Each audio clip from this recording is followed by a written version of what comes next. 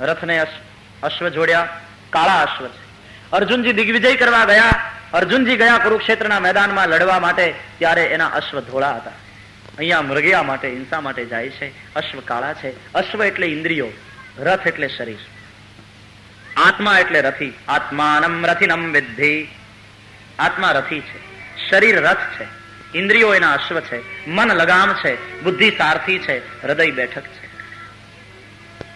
જે રીતે અશ્વ રથને ખેંચી જાય એ રીતે ઇન્દ્રિયોના ઘોડા આ શરીર રૂપી રથને ખેંચી જાય છે. યજુર્વેદમાં એટલા માટે જ વર્ણન આવ્યું છે, હરિ ઓમ સુખારાથી રસવાનિવ જન્મનુખ્યાન્ને નીયતે ભીષુભિર્વાજીન ઇવ રથ પ્રતિષ્ઠં જદજીરં જ વિષ્ઠં તન્મે મનઃ શિવ સંકલ્પમસ્તુ.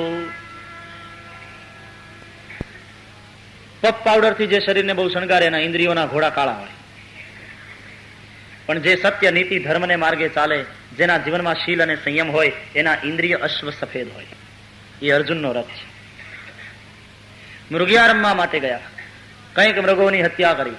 મધ્યાહન થયો, ભૂખ તરસથી પીડાયેલો પરીક્ષિત શમિક ઋષિના આશ્રમમાં આવે. ઋષિ સમાધિસ્થ છે. ઋષિએ સ્વાગત કર્યું નહીં, આસન આપ્યું નહીં, ભોજન કરાવ્યું નહીં, જળપાન કરાવ્યું નહીં. ભૂખ્યા થયેલા રાજાને અપમાન લાગ્યું, ક્રોધ આવ્યો. આ ઋષિ સમાધિનો ઢોંગ કરે છે. પરીક્ષા કરવા માટે બાજુમાં એક મૃત સર્પ પડ્યો હતો, પોતાના ધનુષ્યથી એને ઉપાડી ઋષિના ગળામાં ફેરાયો. જે હાથ સંતો ઋષિમુનિઓ અને બ્રાહ્મણોના ગળામાં પુષ્પની માળા પહેરાવવા માટે ટેવાયેલા હતા, એ હાથોએ આજે સર્પની માળા પહેરાવી. મરેલો સર્પ ઋષિના ગળામાં નાખ્યો. ઋષિ જાગૃત થયા નહીં. રાજા પોતે ઘોડા ઉપર રથમાં બેસી પાછો આવતો રહ્યો.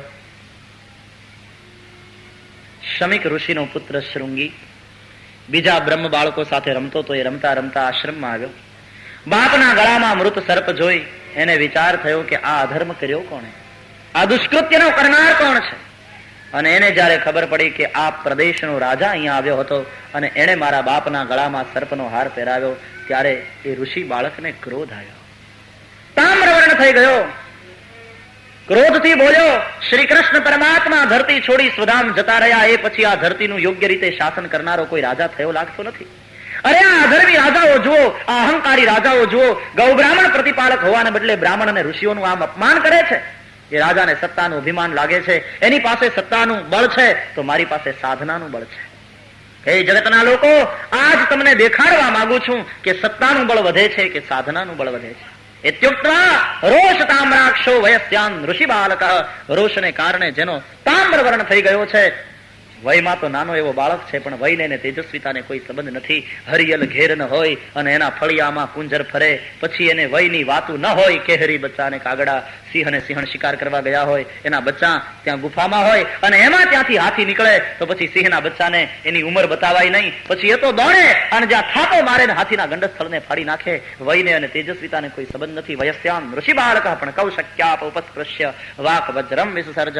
કૌશિકી નદીના જળને દર્ભને હાથમાં લઈ અને ઋષિ બાળકે મોઢામાંથી વાક વજ્ર છોડ્યું. ઇતિલંઘિત મર્યાદમ તક્ષકઃ સપ્તવેહની.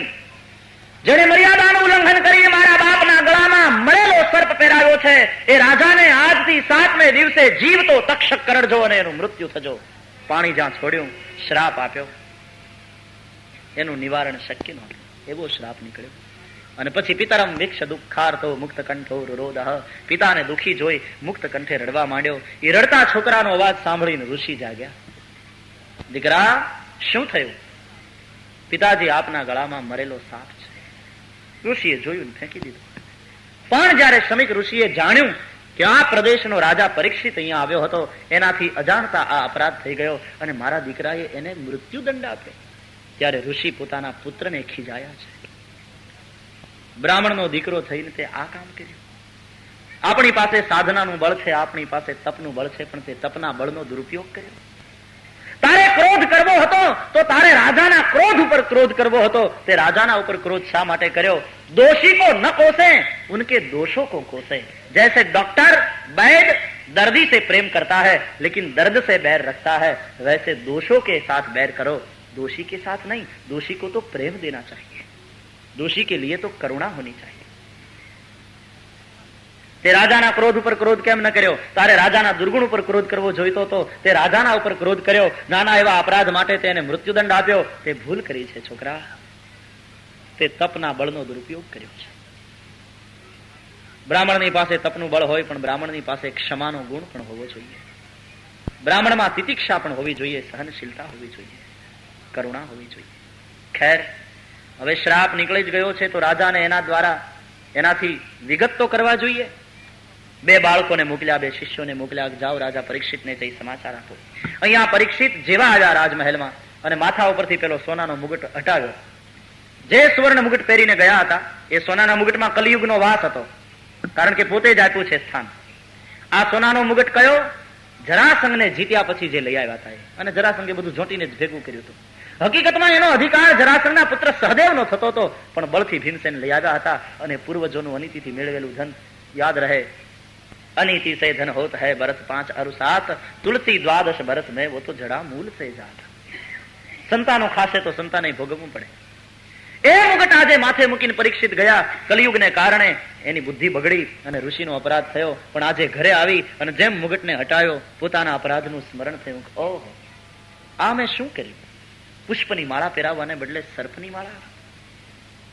મારા કુળને મેં કલંક લગાડ્યું. પરીક્ષિત પરમ ભાગવત છે ને, પોતાની ભૂલ એને સમજાણી, પોતાની ભૂલનો એકરાર કર્યો. આટલું જ નહીં, પરમાત્માને કહ્યું કે હે પ્રભુ, જ્યારે પ્રજા કઈ અપરાધ કરે ત્યારે રાજા એને દંડ કરે, પણ રાજા અપરાધ કરે ત્યારે આપ એને દંડ કરો.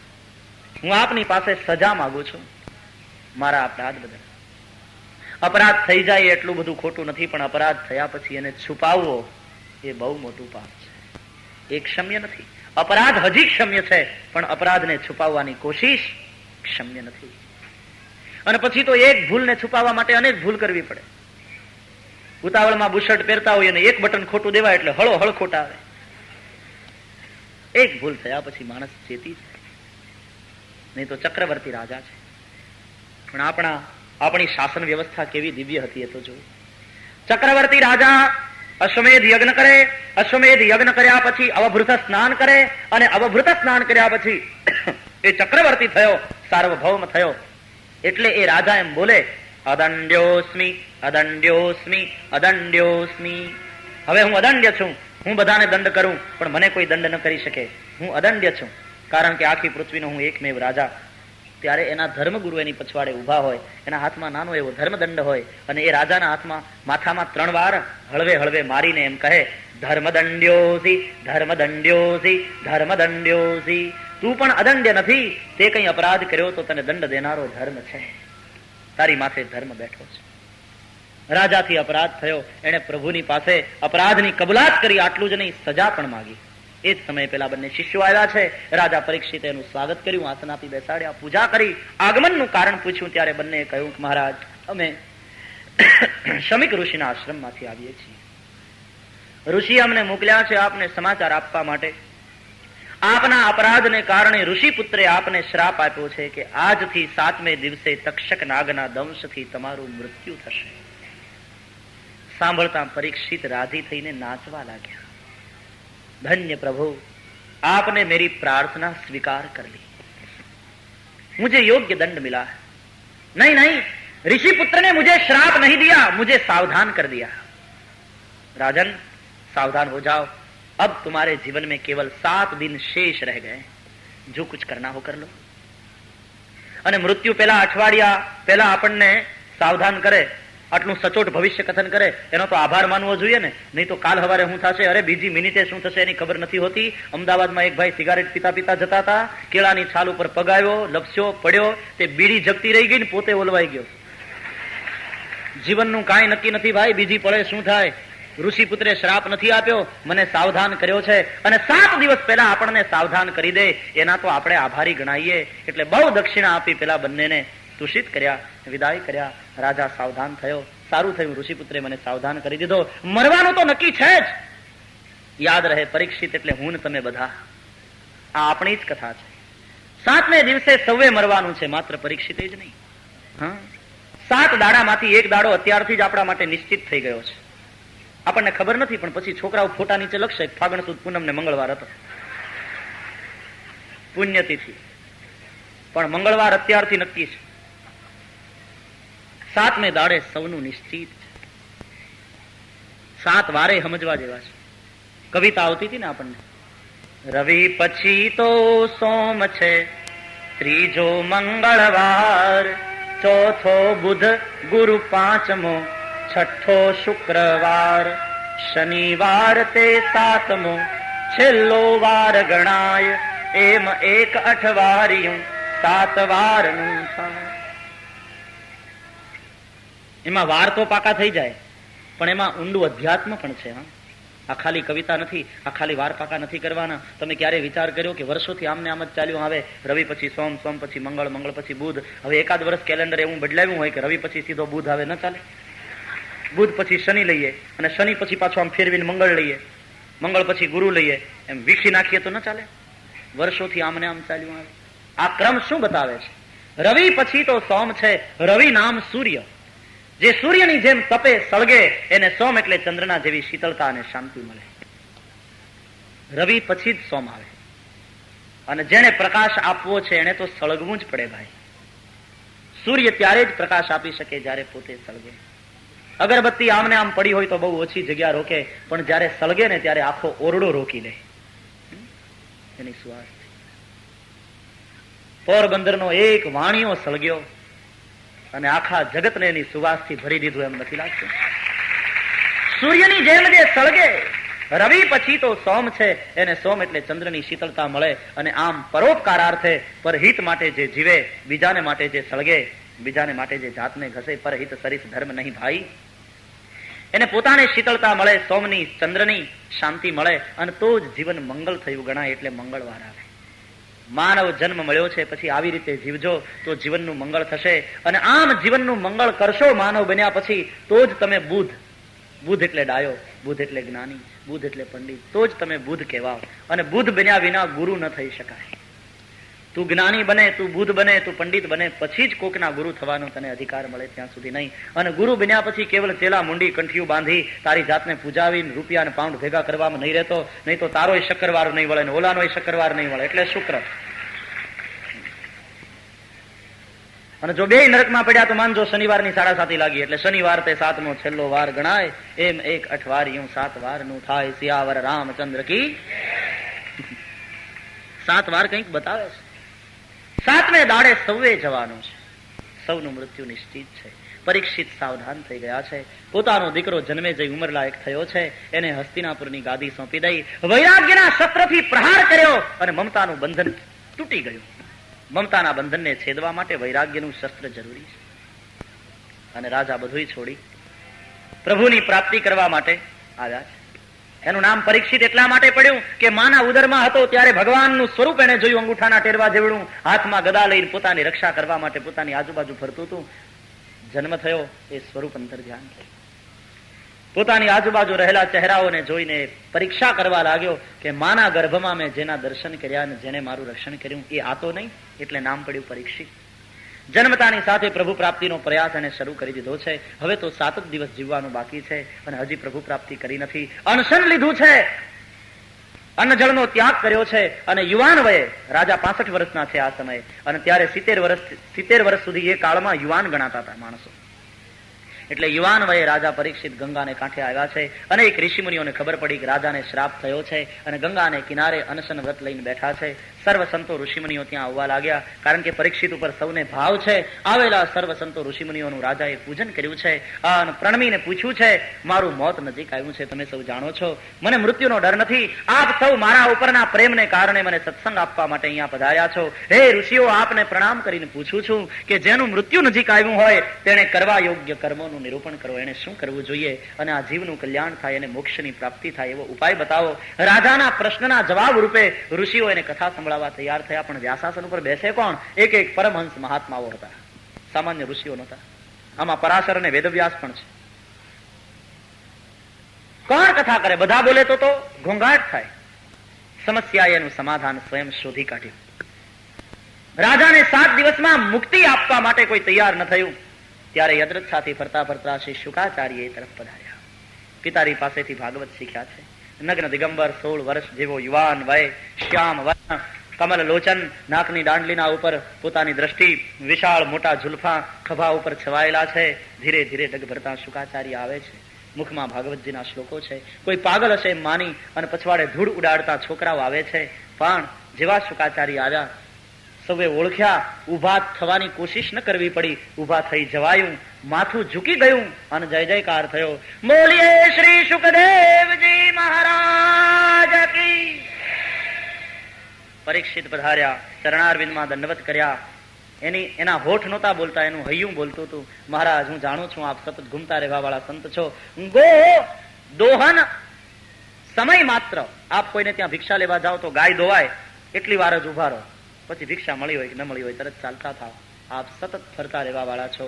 પણ આજ 7મે દિવસે મને મૃત્યુનો શ્રાપ છે. આપ પધાર્યા છો, મુજ બુડતાનું બાવડું પકડો, મને બચાવો, આપને શરણે છું. આંખોની ભાષા સુખદેવજીએ વાંચી, ઇનકાર ન કરી શક્યા. વ્યાસાસન ઉપર શુકાચાર્યએ સ્થાન લીધું.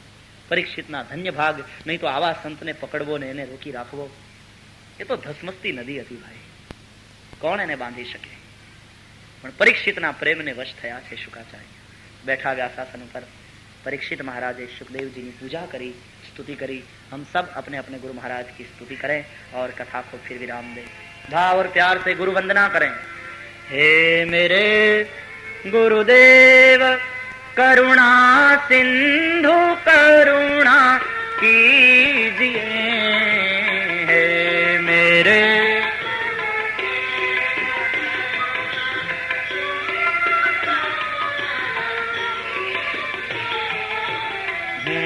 अधम आधीन अशरण अब शरण में लीजिए। पत्रिका में देखकर गाइए भाव से।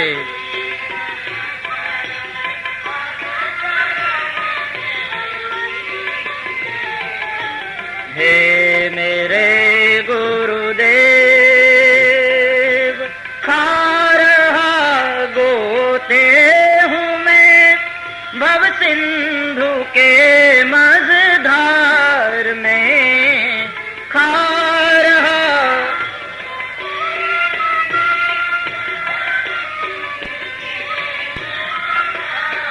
में आसरा है दूसरा कोई न अब संसार में। पुकारियो भाव से।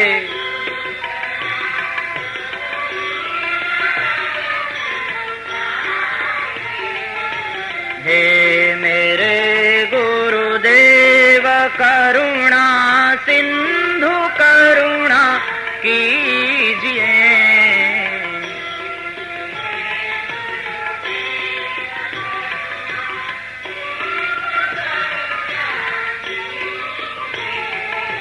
हे मेरे गुरुदेव पाप बोझे से भवर में आ रही, पाप बोझे से लदी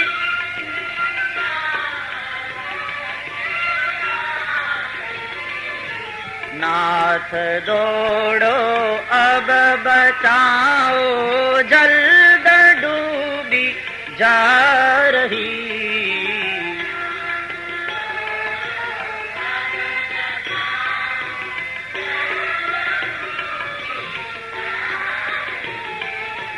हे मेरे गुरुदेव करुणा सिंधु करुणा कीजिए।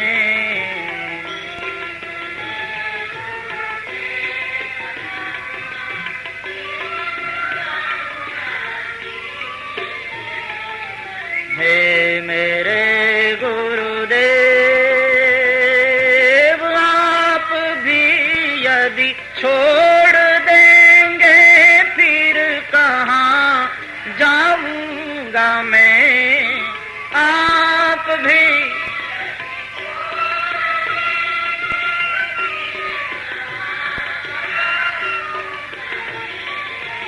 जन्म दुख से नाव कैसे पार कर पाऊंगा।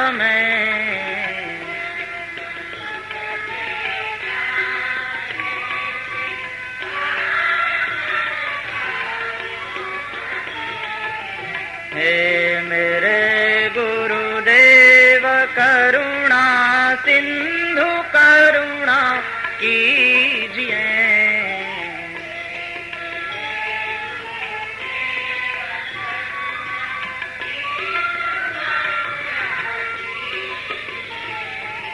हे मेरे गुरुदेव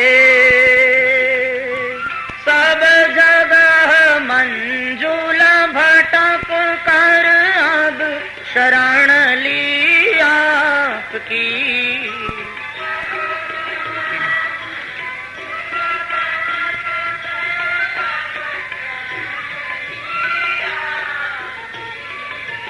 पार करना या न करना दोनों मर्जी आपकी।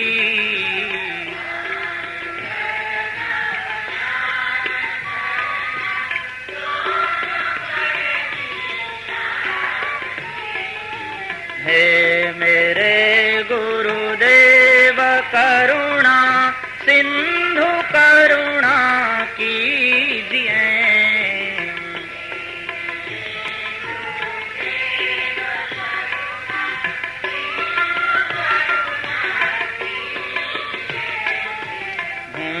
अधम आधीन शरण अब शरण में लीजिए।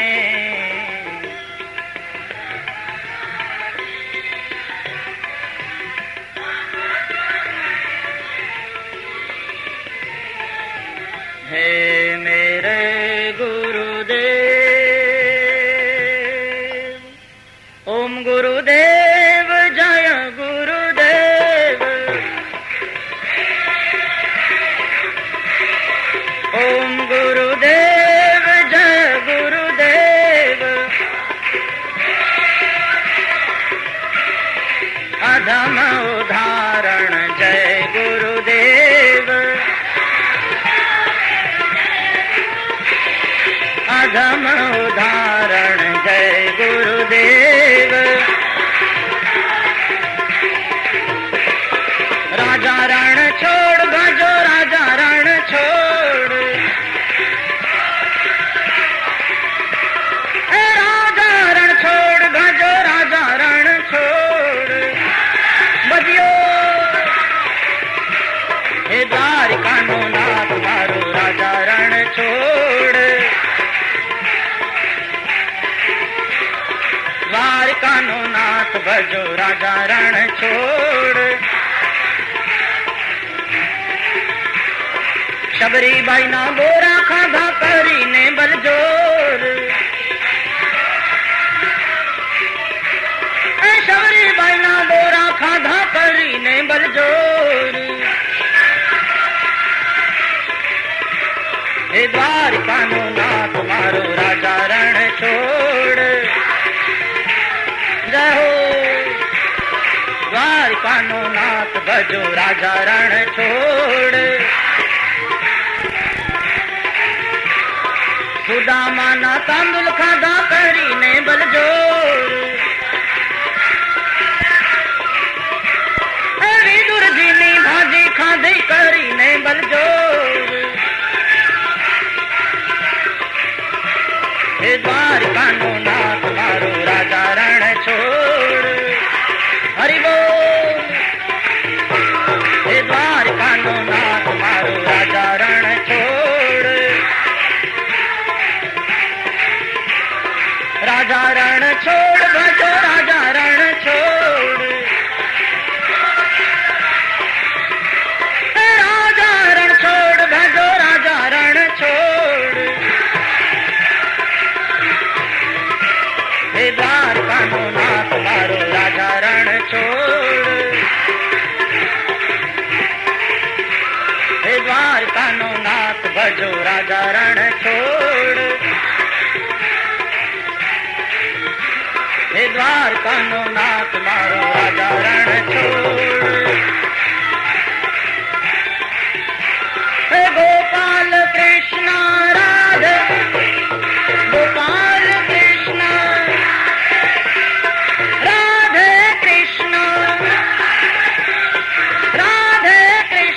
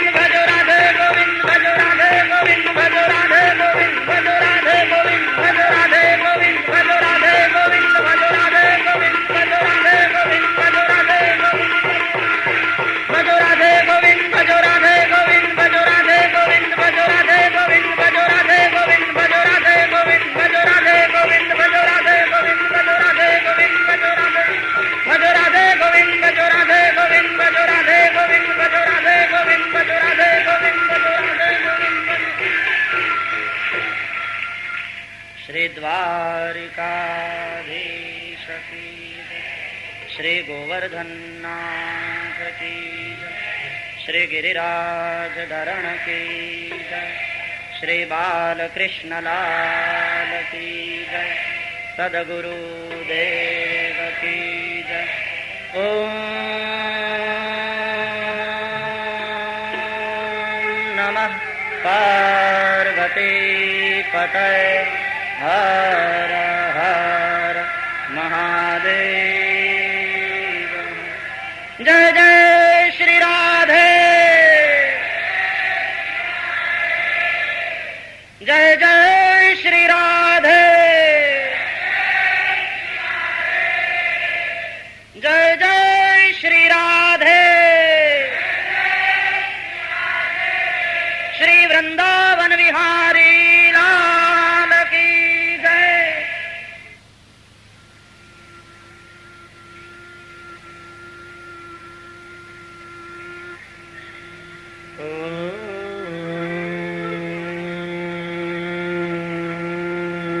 नमो भगवते वासुदेवाय।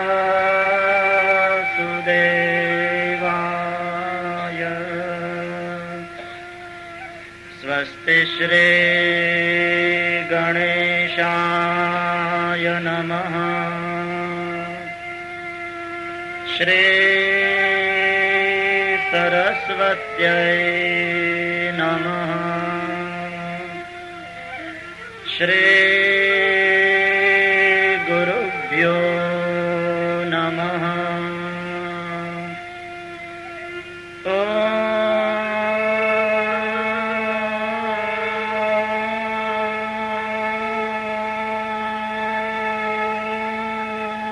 नमः पार्वती पतये हर हर महादेव। वंशी विभूषितकरान् नवनीरदाभात् पीताम्बरात् अरुणबिम्बफलाधरोष्ठात् पूर्णेन्दुसुन्दरमुखात् अरविन्दनेत्रात्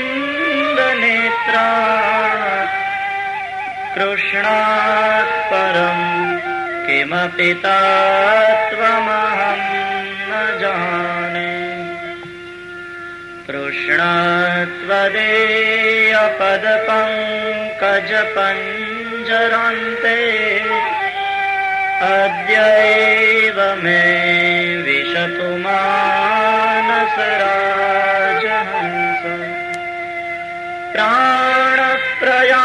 प्राणप्रयाणसमये कफवातपित्तये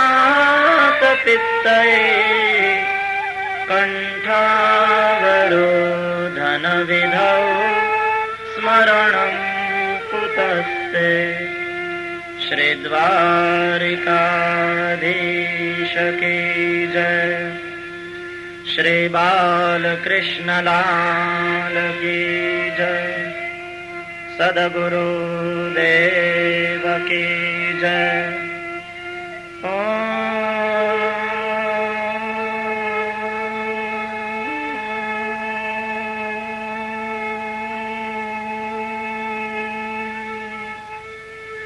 नमः पार्वती पतये हर हर महादेव।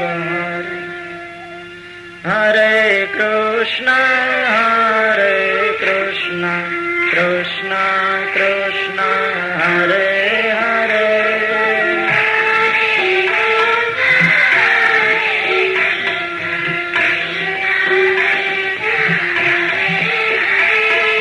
हरे राम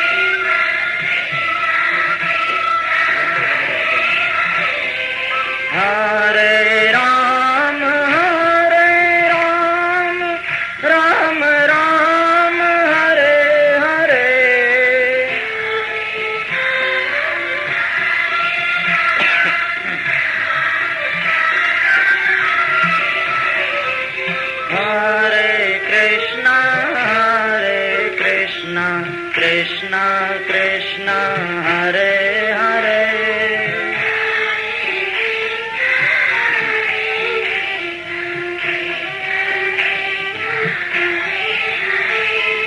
हरे राम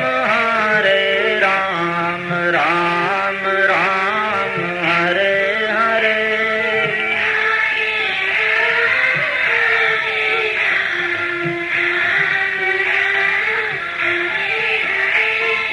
हरे कृष्ण कृष्ण कृष्ण हरे हरे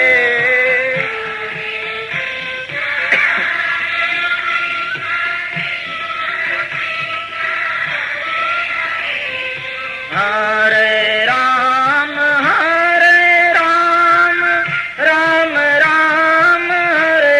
हरे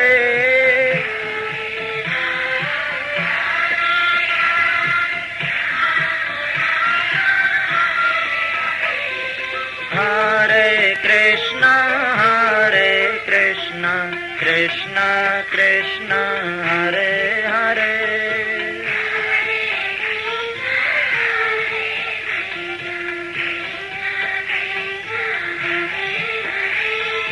हरे राम राम राम हरे हरे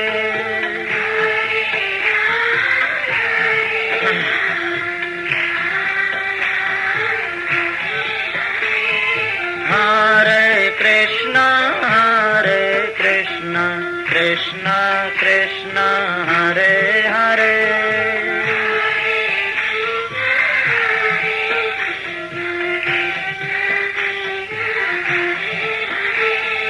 हरे राम राम राम हरे हरे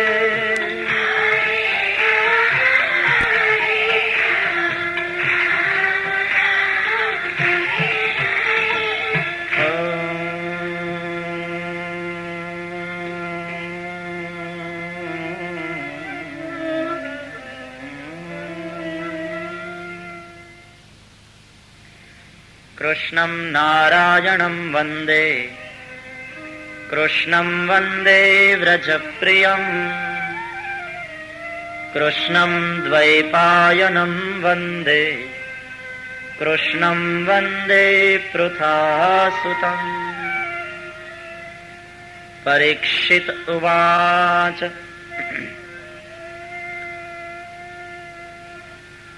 अहो अद्य वयं ब्रह्मन् सत्सेव्याः क्षत्रबन्धवः कृपयातिथिरूपेण भवद्भिस्तीर्थकाः कृताः येषां संस्मरणात् पुंसाम् सद्यः शुद्ध्यन्ति वै गृहाः किं पुनर्दर्शनस्पर्श पादशौचासनादिभिः।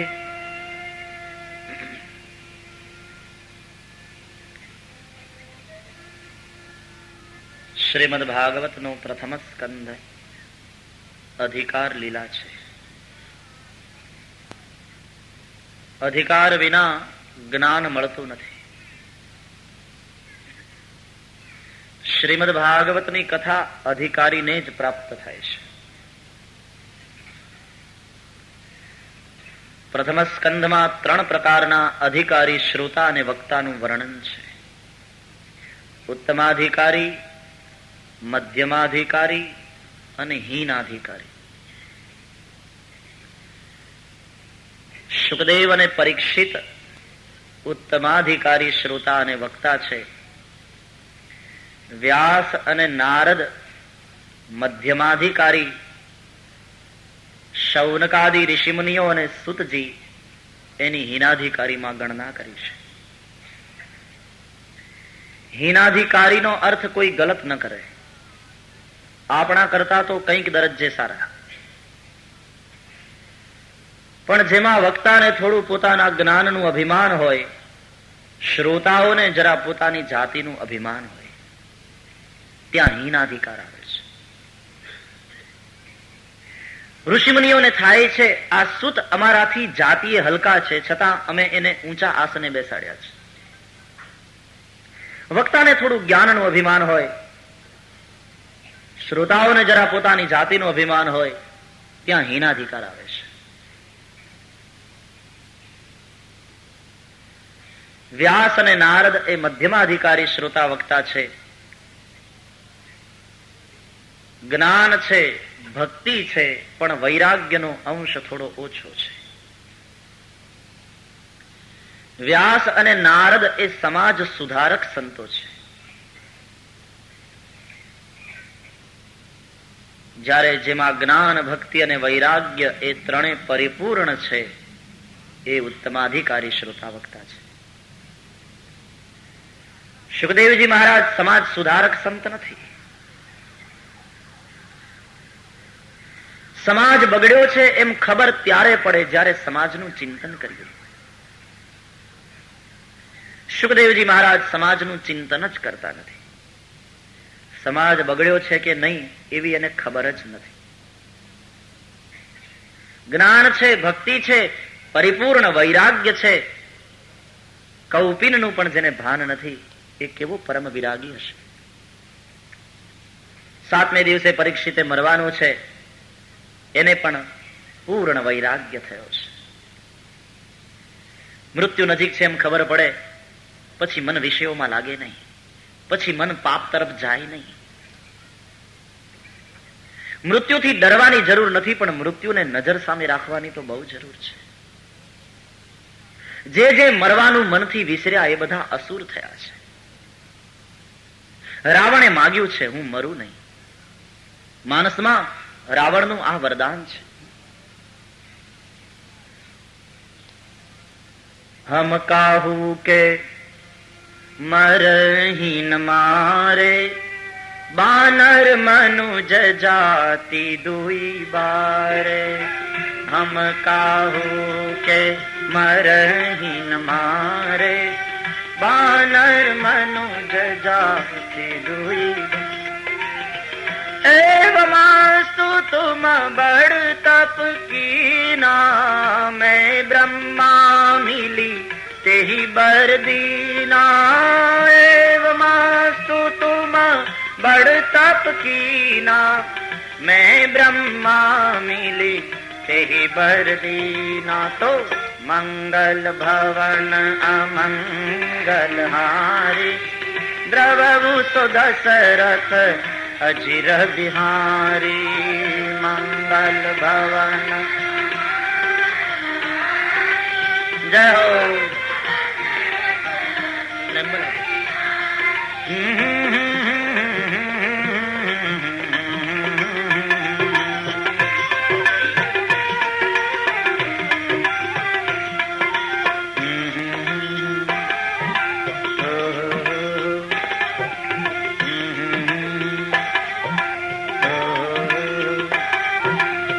हम काहू के मरही न मारे, हम काहू के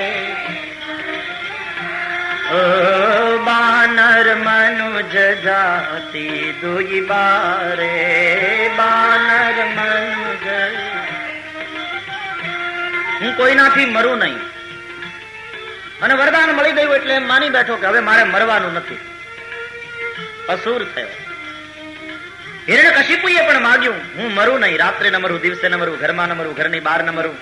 વિચાર કરીને માગ્યું, વરદાન મળ્યું ને એમ માની બેઠો કે હવે મારે મરવાનું નથી. પાપાચાર કરતો થયો, પછી એને મૃત્યુનો કોઈ ભય ન રહ્યો. અનિવાર્ય છે એ. મૃત્યુને નજર સામે રાખવાની જરૂર છે. મહાભારતમાં યક્ષનો પ્રશ્ન છે યુધિષ્ઠિરને કે હે ધર્મરાજ, હમ કાહુ કે મરહી ન મારે, હમ કાહુ કે બાનર મનુજ જાતિ દુઈ બારે. બાનર મનુજ. હું કોઈનાથી મરું નહીં અને વરદાન મળી ગયું એટલે એમ માની બેઠો કે હવે મારે મરવાનું નથી. અસુર થયો. હિરણ્યકશિપુએ પણ માગ્યું, હું મરું નહીં, રાત્રે ન મરું, દિવસે ન મરું, ઘરમાં ન મરું, ઘરની બહાર ન મરું. વિચાર કરીને માગ્યું, વરદાન મળ્યું ને એમ માની બેઠો કે હવે મારે મરવાનું નથી. પાપાચાર કરતો થયો, પછી એને મૃત્યુનો કોઈ ભય ન રહ્યો. અનિવાર્ય છે એ મૃત્યુને નજર સામે રાખવાની જરૂર છે. મહાભારતમાં યક્ષનો પ્રશ્ન છે યુધિષ્ઠિરને કે હે ધર્મરાજ, જગતમાં સૌથી મોટું આશ્ચર્ય કયું? અને યુધિષ્ઠિર જવાબ આપે છે કે આ જગતમાં દરેક જણ પોતાની આંખે બીજાને મરતા જુએ છે, છતાં પણ પોતાની જાતને અમર માની અને પાપાચાર કરતો જ રહે છે. એના જેવું મને બીજું કોઈ આશ્ચર્ય લાગતું નથી. મૃત્યુથી ડરો ભલે નહીં, પણ મૃત્યુને નજર સામે રાખવાની તો બહુ જરૂર છે.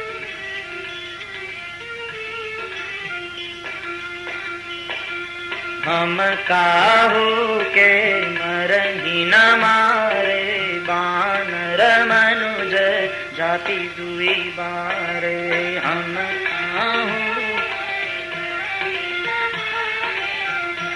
માની બેઠો હવે કે મારે મરવાનું નથી.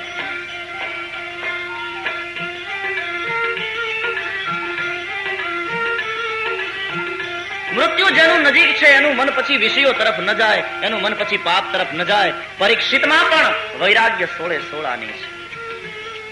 તો જેમાં જ્ઞાન, ભક્તિ અને વૈરાગ્ય એ ત્રણે પરિપૂર્ણ છે તે ઉત્તમાધિકારી શ્રોતા અને વક્તા છે.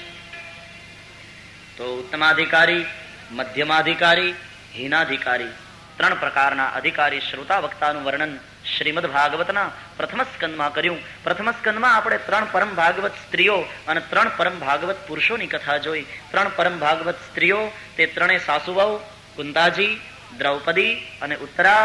3 પરમ ભાગવત પુરુષો તે ભીષ્મ, યુધિષ્ઠિર અને પરીક્ષિત.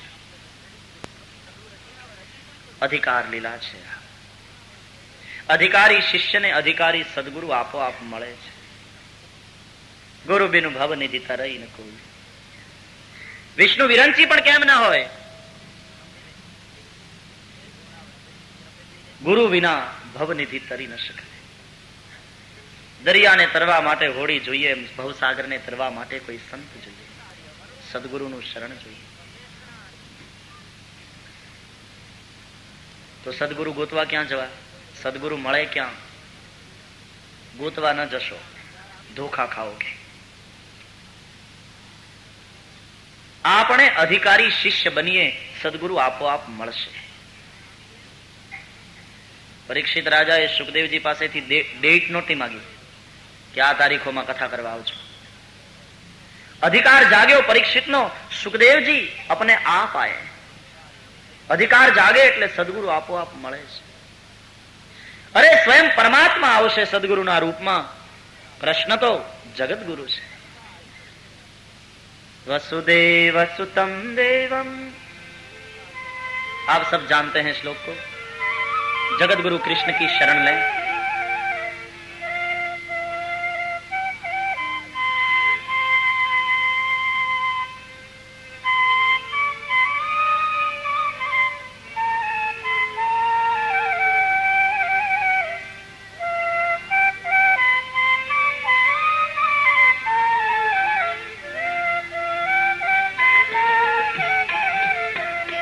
बोलो कृष्णं वंदे जगद्गुरुं. बोलो कृष्ण, जगत गुरु है श्री कृष्ण. बोलो कृष्णं वंदे जगद्गुरुं.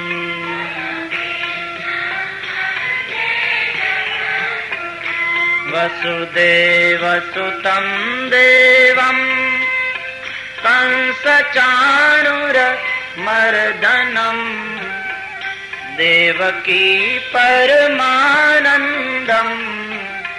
कृष्णं वंदे जगद्गुरुं. बोलो बोलो कृष्णं वंदे जगद्गुरुं.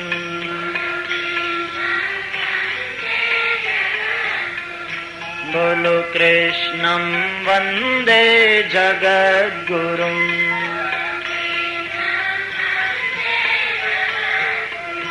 बोलो कृष्णं वंदे जगद्गुरुं.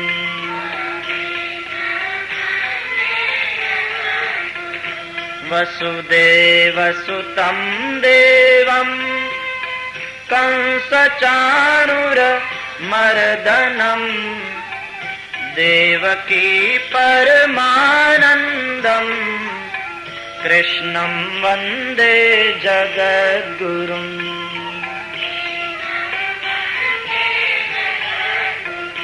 बोलो कृष्णं वन्दे जगद्गुरुम्।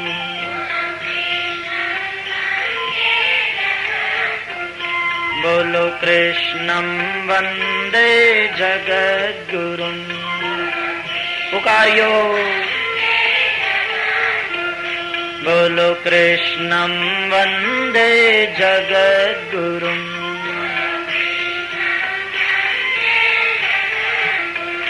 वसुदेवसुतं देवं कंसचाणूरमर्दनं देवकी परमानन्दं कृष्णं वन्दे जगद्गुरुं।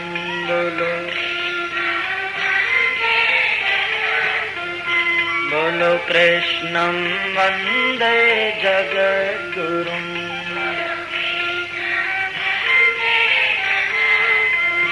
वसुदेवसुतं देवं कंसचाणूरमर्दनं देवकी परमानन्दं कृष्णं वन्दे जगद्गुरुं।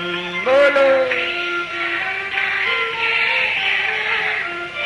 बोलो कृष्णं वन्दे जगद्गुरुम्।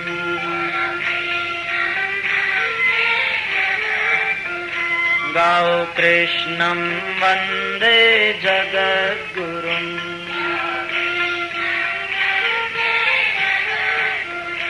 बोलो कृष्णं वन्दे जगद्गुरुम्।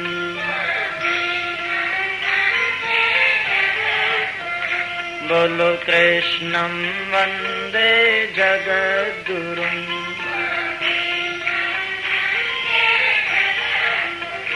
गाओ कृष्णं वन्दे जगद्गुरुम्।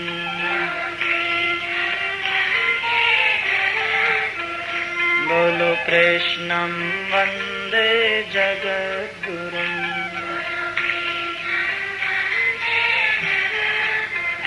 बोलो कृष्णं वन्दे जगद्गुरुम्।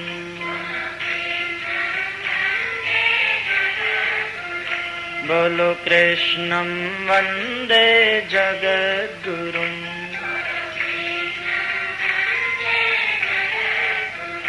बोलो कृष्णं वन्दे जगद्गुरुम्।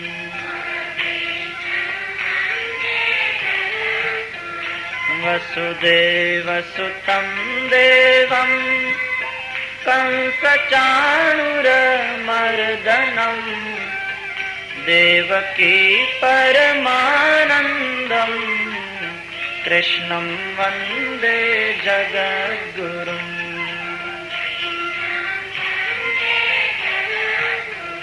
बोलो कृष्णं वन्दे जगद्गुरुम्।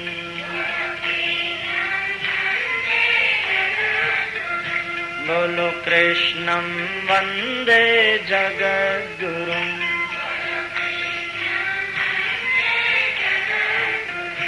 बोलो कृष्णं वन्दे जगद्गुरुम्।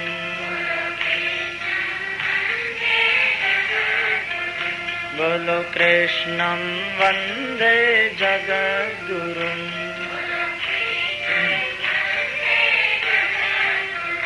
बोलो कृष्णं वन्दे जगद्गुरुम्।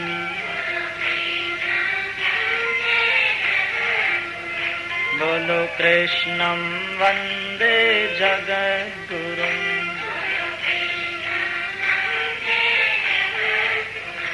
बोलो कृष्णं वन्दे जगद्गुरुम्।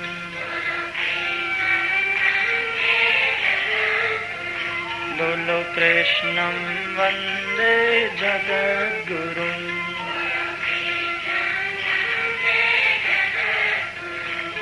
બોલો કૃષ્ણં વંદે જગદ્ગુરું.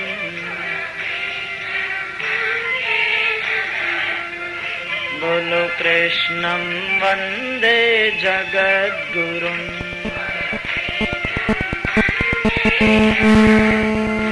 બોલો કૃષ્ણં વંદે જગદ્ગુરું.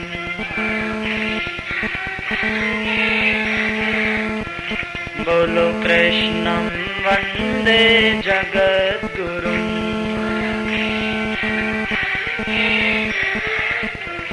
વસુદેવસુતં દેવં કંસચાણૂરમર્દનમ દેવકી પરમાનંદમ કૃષ્ણં વંદે જગદ્ગુરું.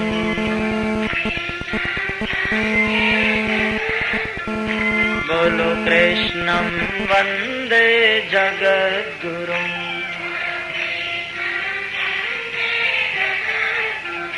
બોલો કૃષ્ણં વંદે જગદ્ગુરું.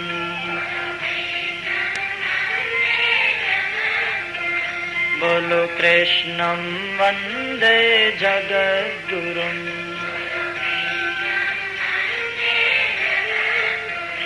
બોલો કૃષ્ણં વંદે જગદ્ગુરું.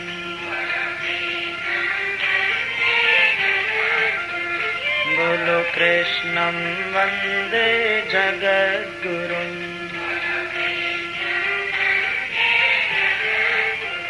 બોલો કૃષ્ણં વંદે જગદ્ગુરું.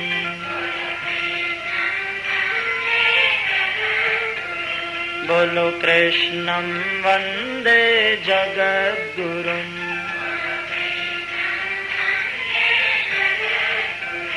બોલો કૃષ્ણં વંદે જગદ્ગુરું.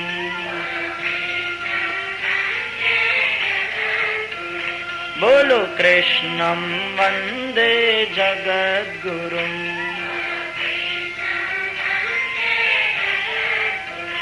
બોલો કૃષ્ણં વંદે જગદ્ગુરું.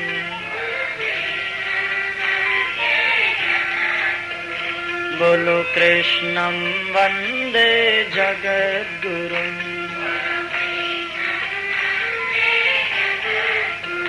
બોલો કૃષ્ણં વંદે જગદ્ગુરું.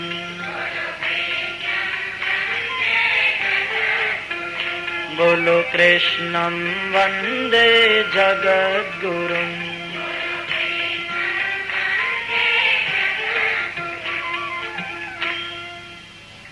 અધિકારી શિષ્ય બનવાની જરૂર છે. સદગુરુ આપોઆપ મળશે.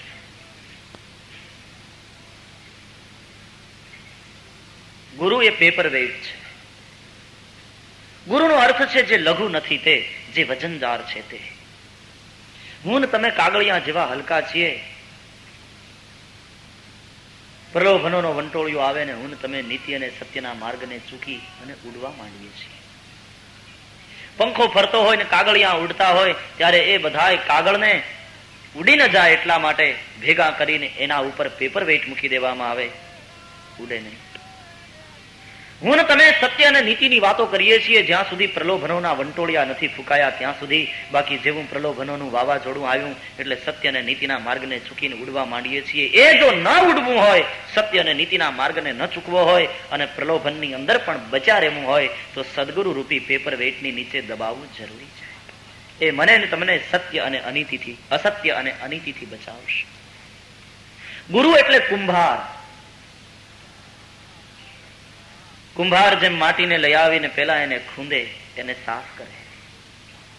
સદગુરુ પણ એમને ઉપદેશ શરૂઆત ન કરી દે, પેલા એની અંદર રહેલા કચરાને સાફ કરે. પછી કુંભાર માટીને ખૂંદે, એને કીળવે. એમ સદગુરુ પણ શિષ્યને કેળવે. માત્ર શિક્ષણ નહીં, કેળવણી પણ જરૂરી છે. અને જેમ કેળવણી વધે તેમ તેમ કિંમત વધે. એકલો લોઢાનો ટુકડો એમને લઈ આવો તો કદાચ 5 રૂપિયાનો મળે, કિલો લોખંડનો ટુકડો. પણ એમાંથી કેળવણી કરો અને કોષ બનાવો તો કદાચ 15 રૂપિયા થાય. વળી વધારે કેળવણી કરો એના ઉપર, અને એમાંથી બીજા બધા સ્પેર પાર્ટ્સ બનાવો, છુરી છે, ચપ્પુ છે, એવું બધું બનાવો, સાણસી બનાવો, તો હજી કદાચ વધારે રૂપિયા ઉગશે. હજી વધારે કેળવણી કરો અને એમાંથી ઘડિયાળના સ્પેર પાર્ટ્સ બનાવો તો હજી વધારે કિંમત ઉગશે. જેમ જેમ કેળવણી વધે તેમ તેમ કિંમત વધે. ગુરુ પેરા કેળવે છે, એમને ઉપદેશની શરૂઆત નથી કરી દેતા. એટલે આપણે ત્યાં તપોવન પદ્ધતિમાં સીધે સીધા ગુરુ ભણાવવાની શરૂઆત નહોતા કરતા. પેલા કેળવણી, ગુરુની સેવા કરવાની, ગુરુ ગૃહે જવાનું, ત્યાં જ રહેવાનું, એની ગાયો ચરાવવાની, ગુરુને માટે લાકડા લઈ આવી આપવાના, યજ્ઞકાષ્ટો એકઠા કરવાના, પછી સ્વયં પરમાત્મા શ્રી કૃષ્ણ આવે, સાંદીપની ત્યાં ભણવા જાય તો એને લાકડાની ભારીઓ ખભા ઉપર લઈ લઈને આવવું પડે. પેલા કેળવણી થાય. ગત્વા ત્યાં જવાનું. 3 વસ્તુ છે: ગત્વા, નત્વા અને દત્વા. આ પ્રક્રિયા છે, આ પગથિયા છે, सोपान है. पहले तो गत्वा, वहां जाना है, सदगुरु संत की शरण में जाना. એને તમે ટેલિફોન કરીને બોલાવી લો, ગીતામાં આ વસ્તુ નથી સમજાતી, જરા આવી જાજો, એ ન ચાલે. ગત્વા, જાય ઉનકી શરણ में. ગત્વા પછી નત્વા, નમસ્કાર કરે, અને દત્વા, કંઈ પણ લેતા ગયા હોઈએ તો ધરીએ, આપીએ, फूल ही सही लेकिन कुछ दत्वा. मंदिर में जाते हैं, संत के पास जाते हैं, खाली हाथ नहीं जाना चाहिए, ऐसा वचन है, शास्त्र वचन. छेवटे हृदय नो प्रेम, लेकिन कुछ लेकर जाओ. दत्वा, हृदय का भाव दो. कोई प्रश्न करे कि प्रेम में कुछ देना अनिवार्य है? अनिवार्य तो नहीं है. प्रेम हो जाए तो कुछ देना ही पड़े, ऐसी कोई अनिवार्य बात तो नहीं है. लेकिन हम आपसे पूछते हैं, अगर प्रेम हो जाएगा तो बिना दिए आप रह पाओगे क्या? क्योंकि प्रेम हुआ तो बिना दिए रह नहीं पाओगे, क्योंकि प्रेम का स्वभाव है समर्पण, त्याग, देना. गत्वा, नत्वा, दत्वा, फिर प्रश्न करें. એટલા માટે ગીતાકાર કહે છે, તદ વિદ્ધિ પ્રણિપાતેન પરિપ્રશ્નેન સેવયા. એ પરમ તત્વને જાણવું હોય તો યોગ્ય અધિકારી સદગુરુને શરણે જઈએ, प्रणिपातेन प्रणाम करें, फिर परिप्रश्नेन प्रश्न करें, सदगुरु उपदेश करें. गीता ने एक शब्द और जोड़ दिया, सेवया, सेवा करें. आज शाळा कॉलेजों प्रणाम અને સેવા એ બંને ગયા, ખાલી પરિપ્રશ્ન રહ્યો. એ પૂછે અને સાહેબ જવાબ આપે, પછી જે મળે એ જ્ઞાન નહીં, એ જાણકારી છે. શાળા કોલેજોમાં જે અપાય છે તે જીવિકાનું શિક્ષણ છે, જીવનનું નહીં. જીવિકાનું શિક્ષણ પૈસો કેમ મેળવવો એ બતાવે છે, પણ જીવનનું શિક્ષણ એ પૈસાને કેમ વાપરવો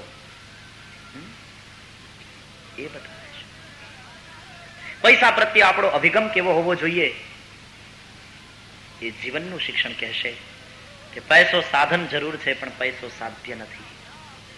આજનો સમાજ પૈસાને સાધન સમજવાને બદલે સાધ્ય સમજી બેઠો છે, એમાંથી જ બધી બીમારીઓ ઉત્પન્ન થઈ છે. પૈસો સાધ્ય નથી, પૈસો સાધન જરૂર છે. ચાલવાનું તો નહીં, જરૂર તો પડશે, પણ સાધ્ય ન સમજે, સાધન માત્ર. આ જીવનનું શિક્ષણ બતાવશે. એટલે આપણી પ્રાચીન તપોવનકાલીન પદ્ધતિમાં 2 વિભાગ રહેતા હતા, એક વિદ્યા વિભાગ અને બીજો કલા વિભાગ. થોડા કલાકો વિદ્યાર્થીએ કલા વિભાગમાં ભણવાનું, થોડા કલાકો વિદ્યા વિભાગમાં ભણવાનું. વિદ્યા એ મુક્તિનું શિક્ષણ, જીવનનું શિક્ષણ, કેવી રીતે જીવનને દિવ્ય બનાવવું અને અંતે કઈ રીતે મોક્ષ પ્રાપ્તિ કરવી. સા વિદ્યા યા વિમુક્તએ, વિદ્યાની વ્યાખ્યા જે કરી, જે મુક્તિ આપે. અને કલા વિભાગ અલગ રહેતો હતો, કલા વિભાગનું શિક્ષણ આજીવિકા કેમ મેળવવી એ શીખવાડે. તો કલા વિભાગ અલગ, એ જીવિકાનું શિક્ષણ. વિદ્યા વિભાગ અલગ, તે જીવનનું શિક્ષણ. આજે જીવનનું શિક્ષણ જ નીકળી ગયું છે સમૂળ, માત્ર જીવિકાનું શિક્ષણ. ભગવત કથાઓ જીવનનું શિક્ષણ છે. જીવનના શિક્ષણની પણ એટલી જ જરૂર છે. તદ્વિધિ પ્રણિપાતેન પરિપ્રશ્નેન સેવયા. સદગુરુની સેવા ન કરો ત્યાં સુધી એને આપેલો ઉપદેશ મારા તમારા જીવનમાં દ્રઢ થતો નથી. કેવળ માહિતી રહે છે, એ જ્ઞાન બનતું નથી. સદગુરુની સેવા જરૂરી. પછી સ્વયં બ્રહ્મ આવે ને અવતાર લઈને, તો એને જવું પડે ગુરુને ત્યાં. રામજીએ જમવું પડ્યું. ગુરુ ગૃહ પઢન ગુરુ ગૃહ પઢન ગયે રઘુરાય. ગુરુ ગૃહ પઢન ગયે ગુરુ ગૃહ પઢન ગયે રઘુરાય.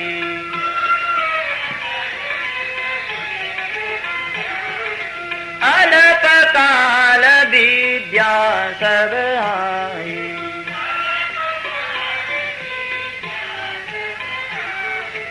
અલ્પ કાલ વિદ્યા સબ આઈ.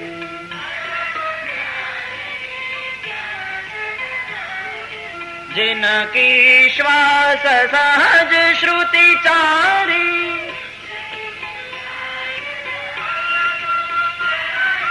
जिनकी श्वास सहज श्रुति चारी.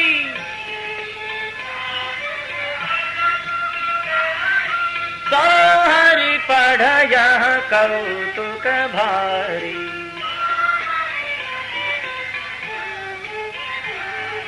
गुरु गृह पढ़न गए रघुराय.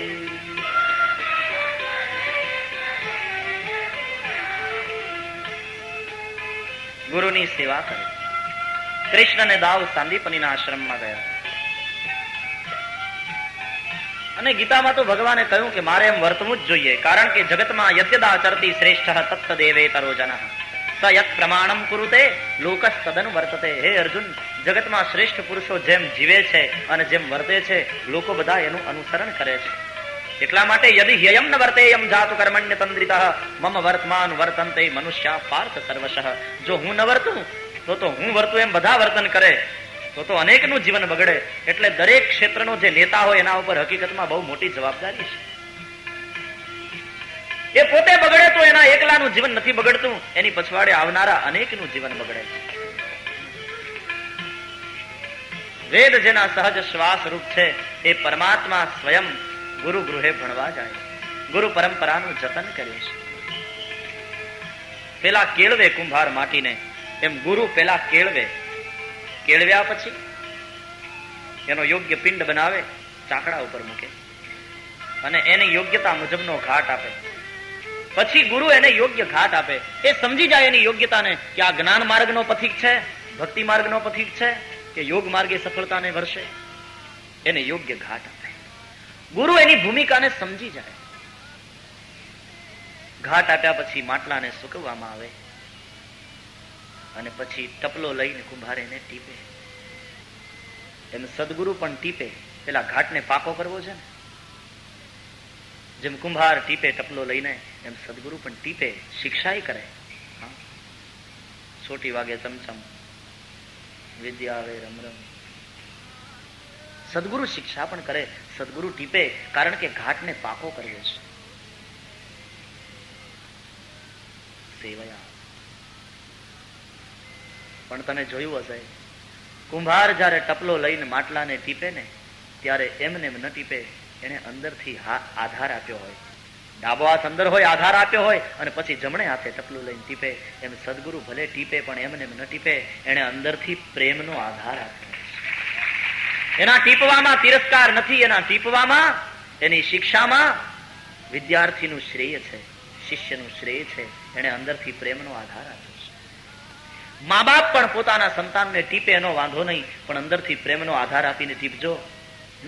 એટલા માટે આપણે ત્યાં સામાન્ય રીતે એવું બને છે કે બાપા ખીજાય ત્યારે બા છોકરાનો પક્ષ તાણે કે હવે જવા દે, છોકરું છે, ભૂલ થઈ ગઈ, લે બેટા એકવાર સોરી કહી દે અને કહી દે હવે આવી ભૂલ નહીં કરું. અથવા તો બા ખીજાય ત્યારે બાપા પક્ષ તાણે. એક બાજુથી એને શિક્ષા તો બીજી બાજુથી એને પ્રેમ જરૂરી છે. એને બદલે ક્યાંયથી પ્રેમ મળે જ નહીં અને બે જણા તૂટી પડે તો પેલો ભાગી જાય. પછી છાપામાં ફોટો આપીને નીચે લખવું પડે, ચિરંજીવી ભાઈ પિયુષ જ્યાં હોય ત્યાંથી પાછો આવ, તારી બાની તબિયત બહુ ખરાબ છે, હવે તને ઘરમાં કોઈ કઈ કહેશે નહીં. ઉપરના ફોટાવાળા ભાઈની કોઈને ભાળ મળે તો મહેરબાની કરી નીચેના સરનામે સંપર્ક સાધે, એને ઇનામ આપશું. પછી આવું લખવું પડે. અને પેપરમાં જાહેરાત વાંચ્યા પછી પેલો જ્યાં હોય ત્યાં એ ઉછળવા માંડે, જોયું આવ્યા ને ઠેકાણે. અને પછી ઘરે આવે તો એ દબાવે જ. જો એની વિરુદ્ધમાં તમે વર્તો તો તરત કે ભાગી જાય. પછી એની ધમકીઓ ચાલુ થાય.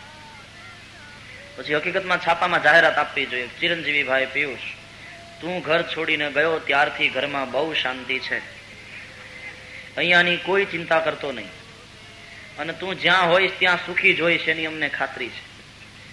ખોટો રખડીશમાં અને સારી નોકરી જઈને કામે ચડી જાજે, અને દર મહિને 250-300 જે બચાવી શકે એનું મની ઓર્ડર કર્યા કરજે. હમણાં તારી જરૂર નથી. લીખતીન બા બાપુજી આવી જાહેરાત આપો છો, ત્રીજે દિવસે ઘર ભેગો થાય કે નહીં?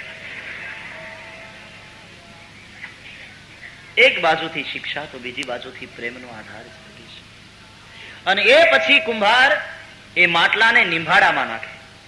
હવે એને પકાવવાનું છે. નિંભાડામાં એ તપે. એમ પછી એ શિષ્ય સદગુરુએ ઘાટ આપ્યો, એને કેળવ્યો, એને ઘાટ આપ્યો, એને ટીપ્યો, એના ઘાટને પાકો કર્યો. હવે શિષ્ય સાધના કરવાની છે. સાધનાના નિંભાડામાં, તપશ્ચર્યાના નિંભાડામાં એને પડવાનું છે. જાતને તપાવવાની છે, પોતાના દુર્ગુણોને બાળી નાખવાના છે, એકદમ પાકું થઈ જવાનું છે. ઘડો કાચો ન રહે, પછી પાકો થઈ જાય. એટલા માટે તમે જોજો, આપણે દેશમાં માટલા કે ખરીદવા જાય ને લોકો, તો આમ જોવે કાચું છે પાકું, જોવું પડે. એમ પાકું છે કે હજી કાચું છે?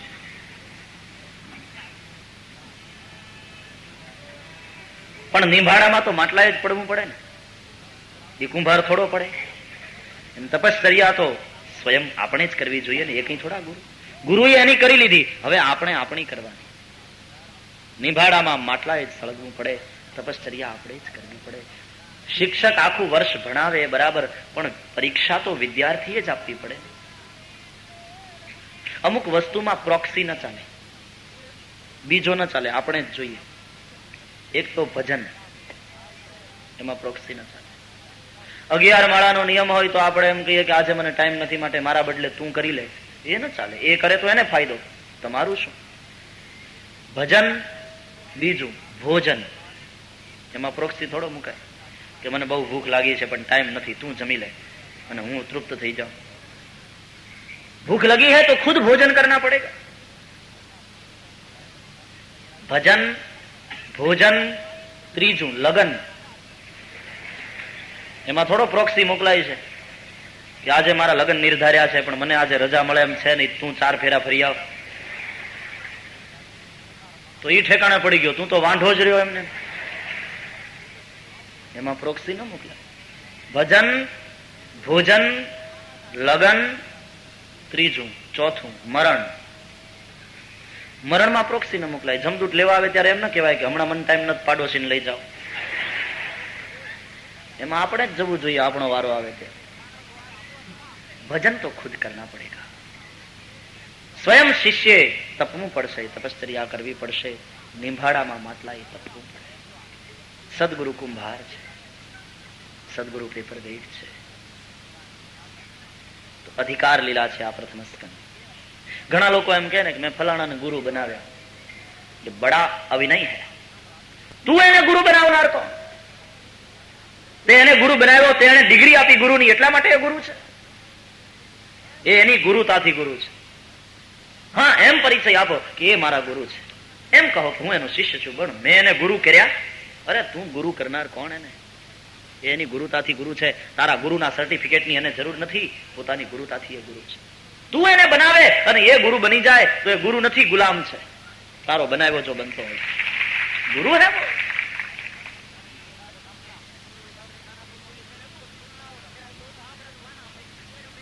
મારી આજુબાજુ કેટલી બધી મોટરો ફરે છે, મારી આજુબાજુ કેટલા બધા મોટા માણસો ફરે છે, એનાથી જો હું મોટો ગણાતો હોઉં તો એ મોટાઈ મારી નથી, મોટરોની થઈ, આજુબાજુ ફરનારા માણસોની થઈ.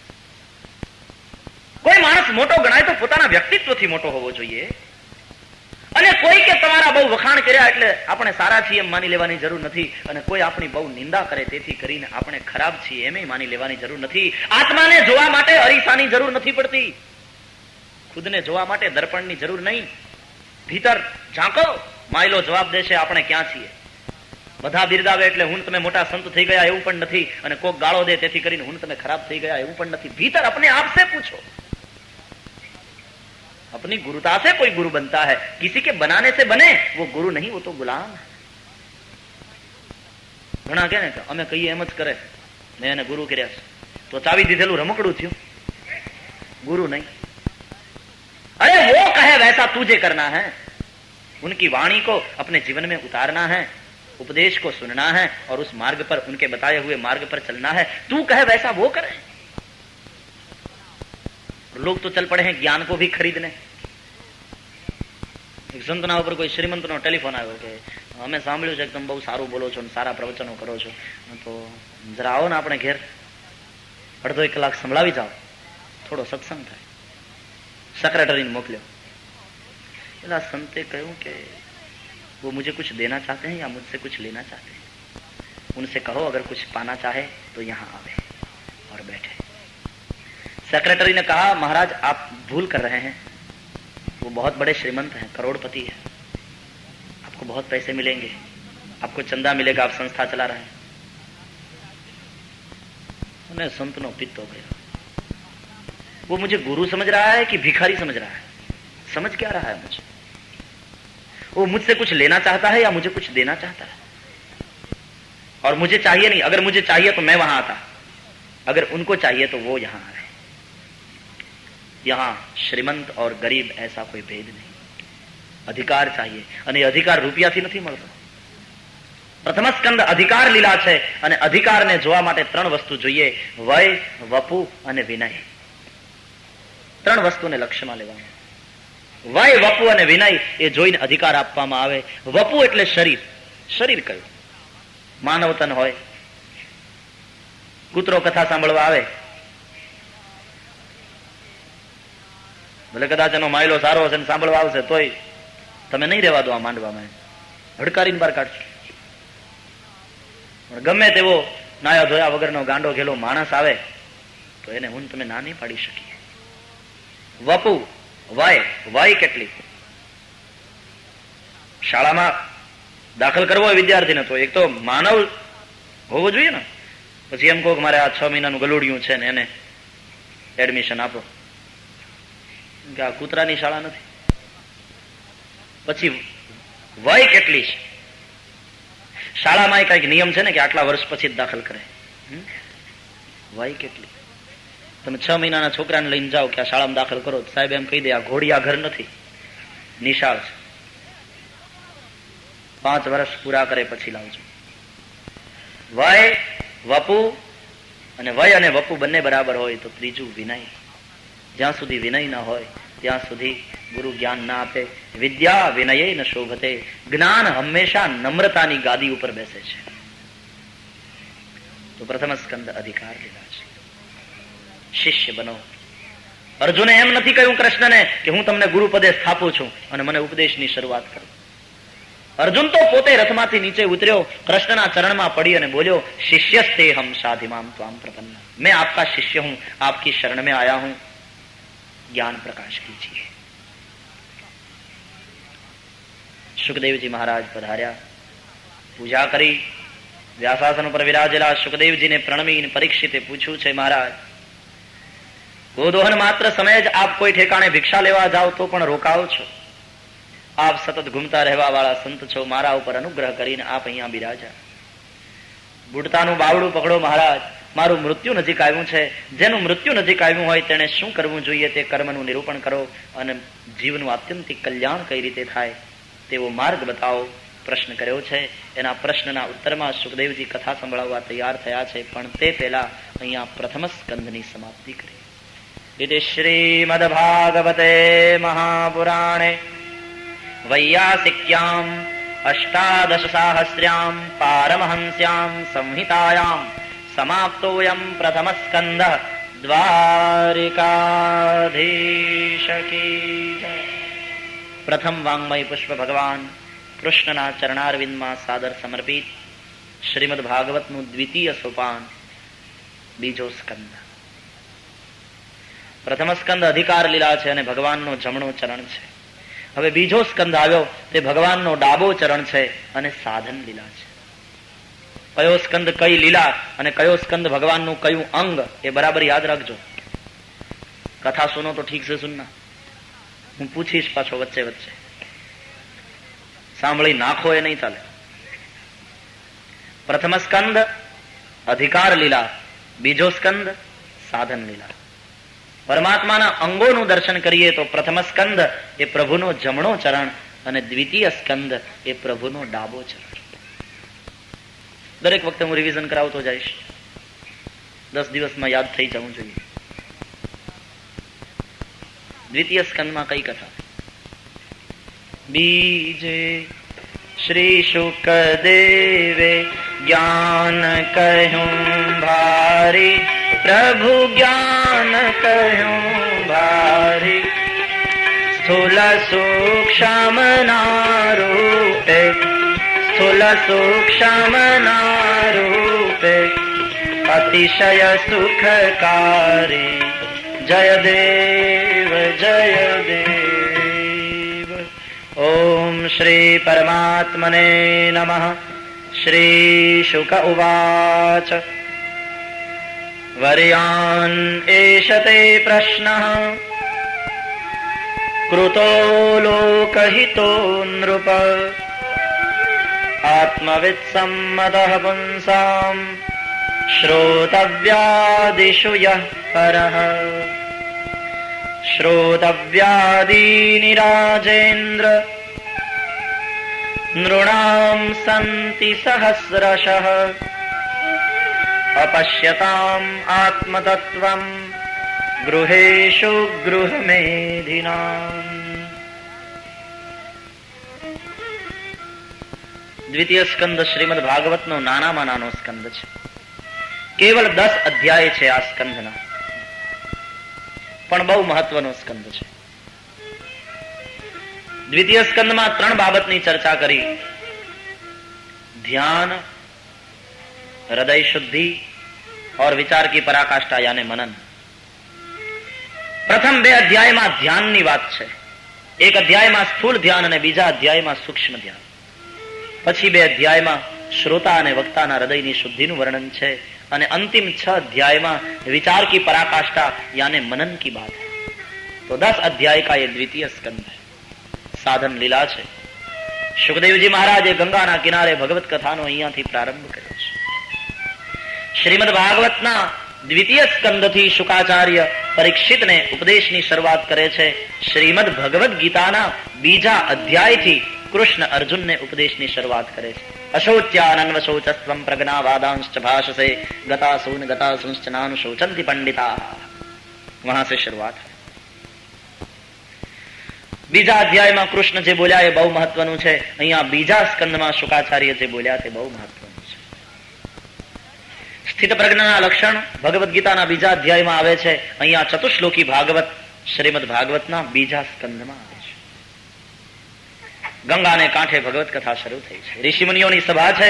મોટા મોટા પરમહંસો બેઠા છે. આગળ પલોઠી વાળી મુખ્ય શ્રોતાના રૂપમાં પરીક્ષિત બેઠા છે. વ્યાસાસન ઉપર શ્રી શુકાચાર્ય વિરાજ્યા છે. એક ગંગા તો વહેતી હતી અને હવે બીજી ગંગા શુકાચાર્યના મુખમાંથી પ્રગટ થવાની તૈયારી છે. પેલી ગંગાને ભગીરથ લાવ્યા. શુકાચાર્યના મુખમાંથી આ ગંગાને પ્રગટ કરવા માટે પરીક્ષિત ભગીરથ થયા છે. શિવજીના મુખમાંથી રામકથા ગંગાને પ્રગટ કરવા માટે પાર્વતી ભગીરથ બન્યા છે.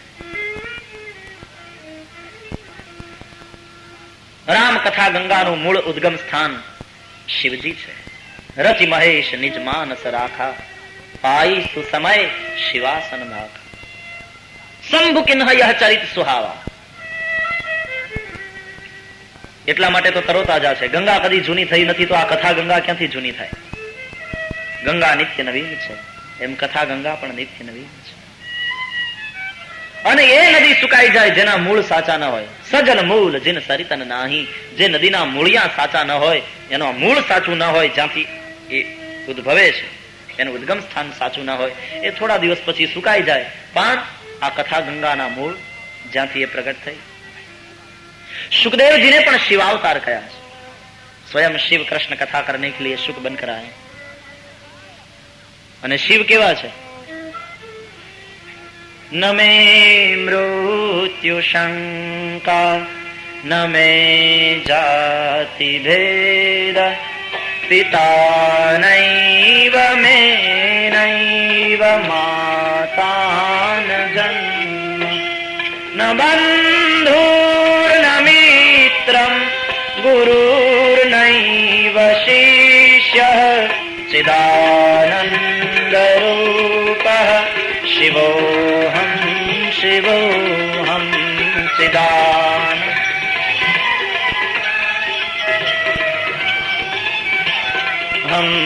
चिदानन्दरूपः शिवोऽहं शिवोऽहं चिदानन्दरूपः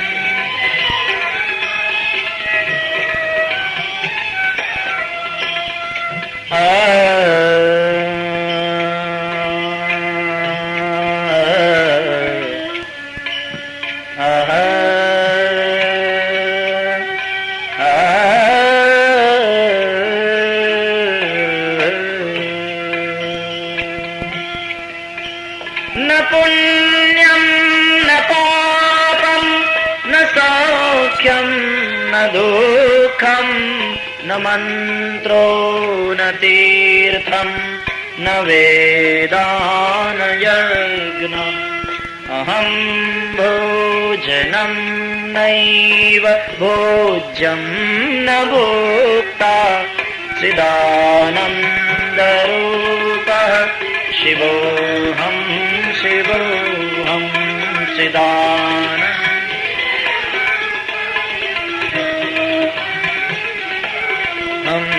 चिदानन्दरूपः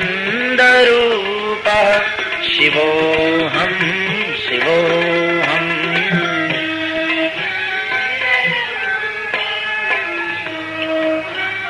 शिवोऽहं चिदानन्दरूपः शिवोऽहं शिवोऽहम्